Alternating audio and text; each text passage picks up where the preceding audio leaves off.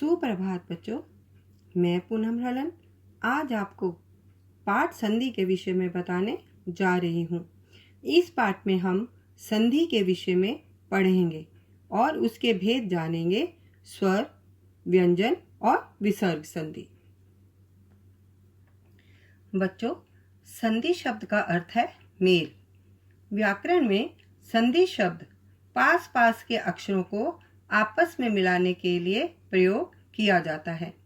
जैसे विद्या जमा आलय, विद्यालय, गण जमा ईश, गणेश। वर्णों के इस तरह के मेल को संधि कहते हैं। पास पास के वर्णों के परस्पर मेल से जो विकार अर्थात परिवर्तन उत्पन्न होता है वह संधि कहलाता है। जैसे नर जमा ईश, नरेश, विद्या जमा आर्थी, विद्यार्थी। बच्चों, संधि 3 प्रकार की होती है: स्वर संधि, व्यंजन संधि और विसर्ग संधि। तो सबसे पहले हम देखते हैं स्वर संधि। स्वर में स्वर के मेल से जो विकार अर्थात परिवर्तन उत्पन्न होता है वह स्वर संधि कहलाता है। जैसे महा जमा आत्मा, महात्मा, सु जमा उक्ति, सूक्ति। स्वर संधि के 5 भेद होते हैं: दीर्घ संधि, गुण संधि, वृद्धि संधि, यण संधि, अयादि संधि। दीर्घ संधि: जब हास्व या दीर्घ स्वर्ग के बाद हास्व या दीर्घ स्वर आए तो दोनों के मेल से दीर्घ स्वर्ग हो जाता है। इसे दीर्घ संधि कहते हैं। जैसे अ और अ मिलकर आ बनाते हैं। सार जमा अंश, सारांश। ऐसे ही अ और आ मिलकर आ बनाते हैं। हिम जमा आले, हिमालय। पुस्तक जमा आले, पुस्तकालय। आ और अ मिलकर भी आ बनाते हैं। विद्या जमा अर्थी, विद्यार्थी। विद्या जमा अभ्यास, विद्याभ्यास। आ और आ मिलकर भी आ बनाते हैं। विद्या जमा आले, विद्यालय। महा जमा आत्मा, महात्मा। बच्चों, अब है गुण संधि। गुण संधि में हास्व स्वर और दीर्घ स्वर मिलकर एक अलग ही व्यंजन बनाते हैं। जैसे अ और ई मिलकर ए।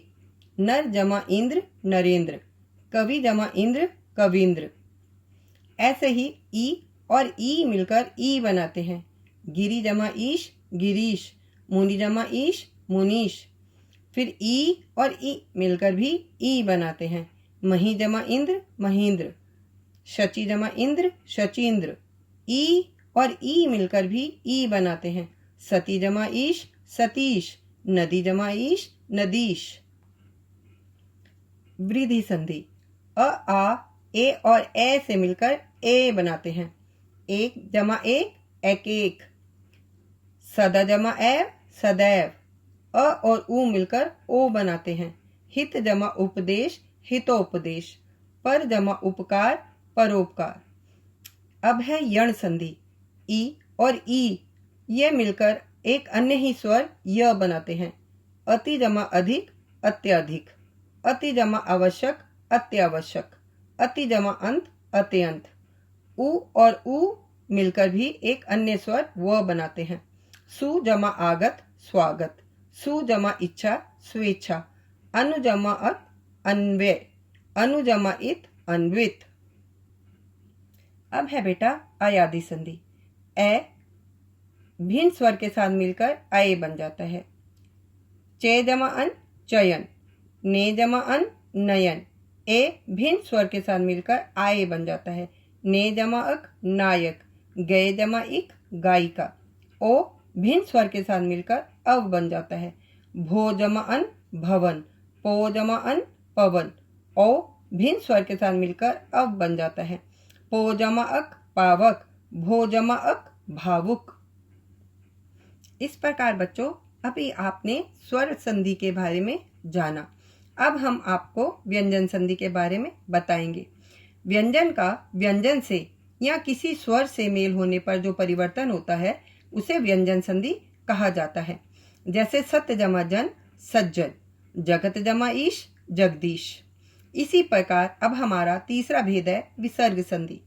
विसर्ग के साथ स्वर या व्यंजन के मेल से जो परिवर्तन होता है उसे विसर्ग संधि कहा जाता है। जैसे निहि जमा चय निश्चय, निहि जमा मल निर्मल, निहि जमा चल निश्चल, निहि जमा छल निश्छल, निहि जमा संदेह निसंदेह, निहि जमा कपट निष्कपट। इस प्रकार बच्चों अभी आपने संधि और उसके भेदों के बारे में जाना। आप इनका जितना अधिक अभ्यास करेंगे उतना ही आप इनको पढ़ पाएंगे और समझ पाएंगे। अगले अध्याय में मैं आपको संधि विच्छेद करना बताऊंगी।